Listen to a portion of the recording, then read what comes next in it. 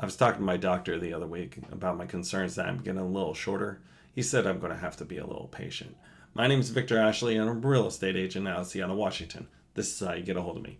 Also, leave a comment below. The snarkier the better. And while you're at it, please hit subscribe because I cover a lot of different areas, topics, zip codes, and concepts that might be important to you. And I could be talking about your neighborhood or even your situation next. Here's a situation that I was talking to somebody this weekend about. Actually, three somebodies. But I was talking to some people about just a general thought experiment. They're like, hey, why don't I just buy some land and put a trailer on it? Or why don't I just buy some land and I can build on it? Or why don't I just buy some land and I put some tiny houses on it and I rent them out and Airbnb them out? Well, that's a good question. Let's actually talk about this a little bit at length. So let's get into land. What is land itself? Well, land is dirt, obviously, right? Well, there's nothing below the dirt and there's nothing above the dirt, and that's what we call vacant land in real estate. This is really hard to actually purchase. It's because there's no improvements, there's no structures to the actual land itself. So there's no value that's been added to the actual land itself for the bank to loan against. So this is something that we run into when we're actually in a land deal because there's very little for the bank to actually loan on.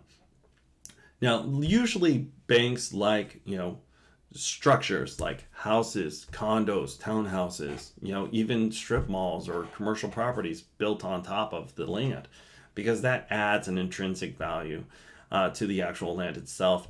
And that's what we call improvements. But let's actually get into raw land. So there's nothing changed with the land itself. And that also means that there is no utilities, there's no any kind of power, any kind of sewer or septic. And also that means that there's no water brought to the land itself. Now I want to pull one up just so you have an idea on it. But we're also talking in terms of acres at this point in time. And I want to bring this up to you. Because everyone always asks us real estate agents, what is an acre? Well, an acre, I'm glad you asked, is 43,560 square feet.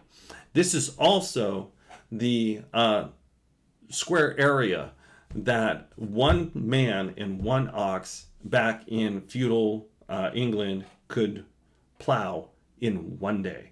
That's what we call an acre, which is 43,560 square feet. Now, this is a little bit of an inside joke if you're in real estate. What is an acre? It's 43,560 square feet. But let's actually get into our results today.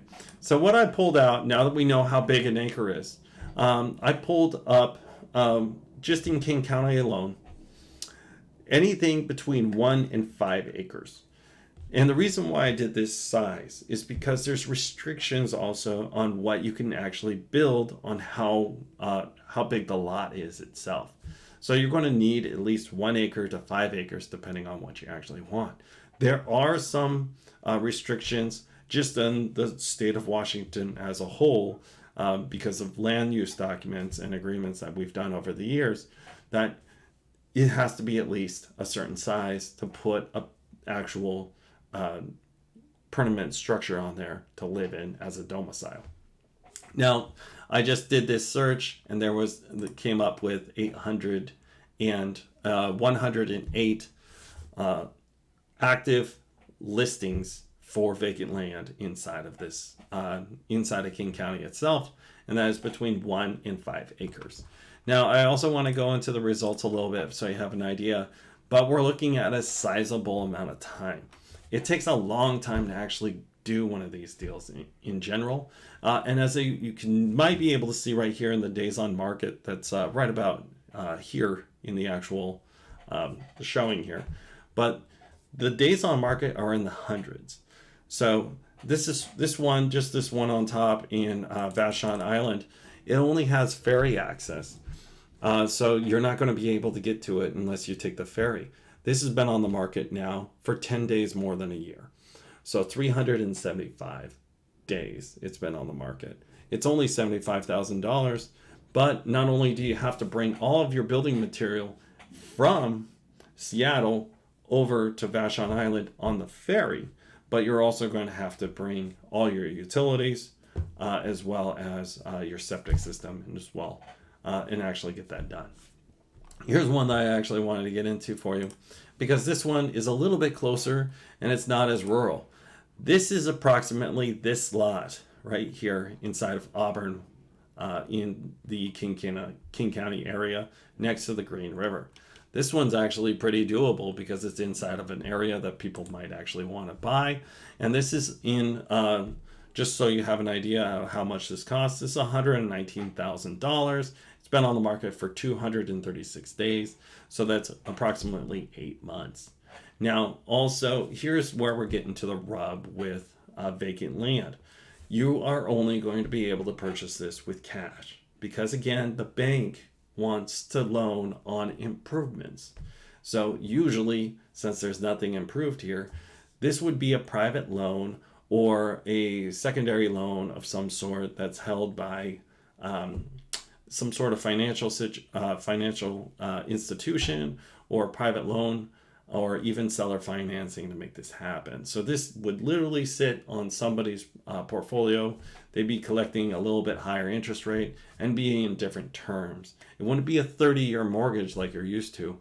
This would be in like 5, 10, 15-year, even 25-year terms, but it'd be a note due in 2, 3, 4 years, even 5 years, with a balloon option. So this is the kind of reason, this is some of the things that you run into in land, and this is why it's a little bit unaffordable, and the cost entry is so high, is because not only would you need a large amount of money as a down payment, but you more than likely are going to have to buy this all in cash. And not only that, but you're also going to be actually bringing in the utilities and such. And then when you're done with that, then you're either going to build or you're going to put a mobile home on it. And now you have to actually buy the mobile home, or you're going to have to buy the manufactured home or whatever it is to actually be on top of it. But I just wanted to give you a quick idea of what you're looking at. But as you can tell, this is just vacant land itself. And it did have a note in here saying that utilities are on the edge of the property. And again, you're going to have to pay for hookups. One thing that I'm noticing inside of Seattle is some of the hookups for the new constructions, they're being billed in escrow right now, and they're still in the $2,000, $3,000, $4,000, $5,000 range, just because the new construction homes have been actually built, and then there's a lien on the home to satisfy the connection from the sewer. But I just wanted to give you an idea on this. It's not that crazy of an overview for you guys, but I just wanted to give you an idea of what is involved in vacant land, because I had this conversation 3 times this weekend, and if it happens a couple of times, I do a video for you. Hopefully this answers your question. I used to live on vacant land when I was a kid, and we only lived out there for 3 or 4 months because it's very hard to actually make this kind of stuff happen. So keep this stuff in mind. I've been involved with a deal before with this. So if you have any questions, you can hit me up. Here's my number right here. And as usual, it was a pleasure working with you this today. And I hope you had a fantastic weekend. And I hope you have a fantastic day.